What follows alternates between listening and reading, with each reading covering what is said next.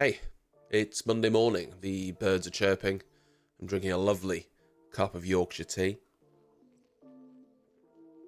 It's the good stuff. And I thought we would recap the chaotic Canadian Grand Prix. There's a lot to get through, so we'd better get started. Everyone started the race on the Inters, of course, apart from the two Hadz cars of K-Mag and Hulk that started on the wet tyres. And at first, that seemed like an inspired decision.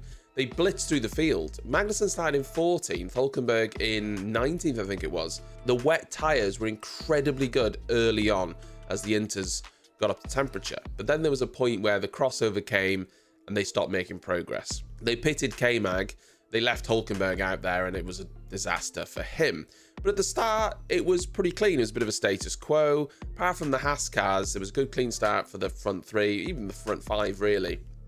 And there wasn't much movement. But the track, it was drying quickly. The one person that lost out was probably Hamilton. He was stuck behind Alonso in 6th. He probably lost about 20 seconds behind Alonso because Alonso just wasn't that quick in that Aston Martin at that point of the race.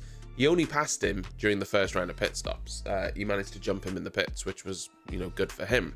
So at this point, midway through the race, it's Russell, Max, Norris. Then on lap 17, Max went off at turn 1, or as turn 1 goes into turn 2, which gave Russell a bit of a breather because he was chasing him down, but it also gave him a concern in Lando Norris behind him.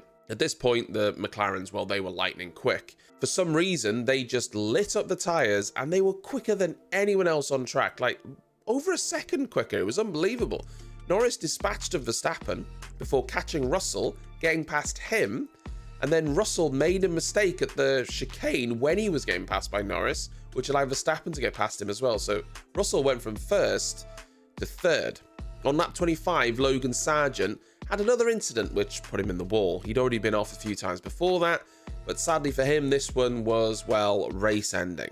And this brought out the first safety car. Because Lando had built up such a lead, he wasn't actually able to pit initially when the safety car came out, but all of the cars behind him were able to. As he went around, he then caught the safety car, which cost him about 10 seconds, being quite slow behind the safety car.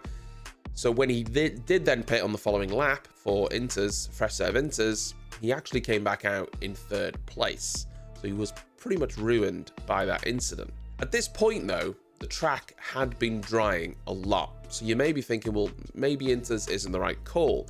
But there was more rain expected. But because the track had been drying so much, there was a very dry line. Drivers were trying to go offline to cool their tyres. The Inters were getting very warm, as you can imagine. And the teams were a little bit concerned that if they stayed out, when the rain did come, those Inters wouldn't cut the mustard. So they all wanted a pit, ideally, for fresh Inters, and that safety car was the option. Wildly, Ferrari took this opportunity to fit hard tyres on Charles Leclerc's car. And while this might seem like a completely absurd and bonkers decision, and it kind of was a bit of a Hail Mary. Charles Leclerc had been dealing with an engine issue the entire race, essentially, losing him well over a second down the straight. The only way they could compete, really, is if it was a wet race. As soon as it went dry, he was going to drop like a fish. They thought, let's just take a chance on the dry tyres. But it was too early, and he was incredibly slow. He almost went a lap down before he got into the pits to change back to Inters, which he did, but he eventually then retired on lap 43. Quick shout out to Alex Albon as well, and this overtake into the final chicane. The second car of Ocon, I think it is, was really an avoiding action rather than an intentional overtake initially, but he pulled it off. It looked magical. Fair play. On lap 44, interesting that it was 44, Hamilton then pitted for slick tyres after Magnussen, Bottas and Gasly had done it a few laps before. It was still maybe a few laps too early though. The exit of the pit lane was incredibly wet because no cars had been running there. And we didn't see it on screen, but he definitely lost a chunk of time somewhere, so he definitely went off somewhere. When all of the leaders started filtering in for their stops, Hamilton ended up about 11 seconds off Piastri. He definitely made a mistake somewhere that's cost him time, and honestly, it was one of quite a few mistakes he made in the race. It was a messy afternoon for both Mercedes drivers, as it happens. Lando stayed out the longest of all of the front runners, and it almost worked out for him. He did technically come out of the pits ahead of Verstappen, but the exit of the pit lane was so wet he couldn't get the power down. Max filtered through in 1st, but Lando ended up in 2nd. He then got overtaken by Russell on lap 49, the Merc looking exceptionally quick. But then this is where Russell ruined himself. He was catching Verstappen, and we were thinking maybe he is going to be able to catch him. But then on lap 41, he made a mistake going over the grass through the chicane, which not only allowed Max more of a buffer, but it allowed Norris to get back past him. But then there was another safety car, which was Sainz, who went around at turn 6 all on his own, sadly collecting an innocent Alex Albon in the process. Oof.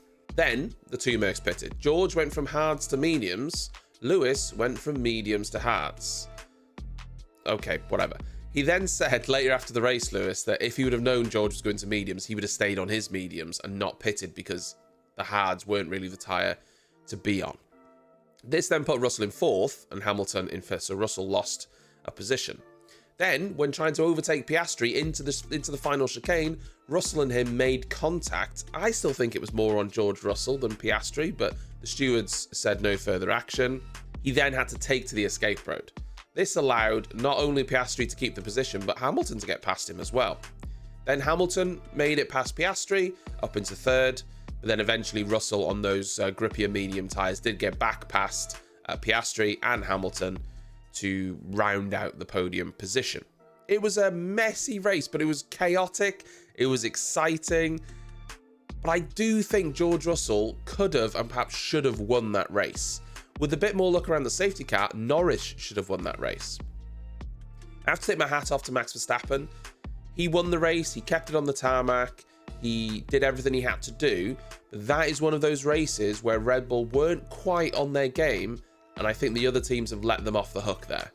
I think they've tripped over themselves and they've let Verstappen and Red Bull get away with a win there when, I'm not saying they don't deserve the win, I'm saying if Mercedes and Russell were 100% on it, I think they win that race.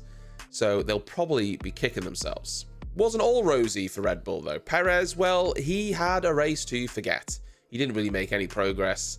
Then at turn 6 on lap 53, he went backwards into the barrier and smashed up his rear wing to bits. He drove it all the way to the pits, which I thought was odd at the time. And the stewards afterwards deemed that he'd done this in an unsafe manner because a couple of pieces of the rear wing had fallen off onto the track. It turns out after the fact, Red Bull admitted they didn't want to bring a safety car out because at that point, Max Verstappen was winning the race. So Red Bull admitted this to the stewards at the hearing. Because of this, Perez will now receive a 3-place grid penalty for the next race. Ruined. And that's your update for the Canadian Grand Prix. It was madness, chaotic, but it was fun. So let's see what happens at Spain. I'll see you there.